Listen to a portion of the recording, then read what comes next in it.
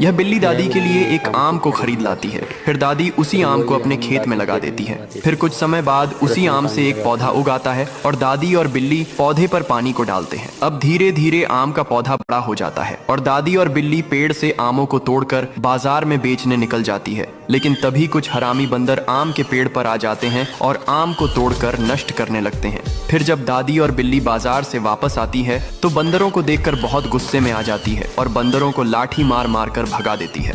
लेकिन फिर भी दादी और बिल्ली रोने लगती हैं क्योंकि किसी ने लाइक सब्सक्राइब नहीं किया।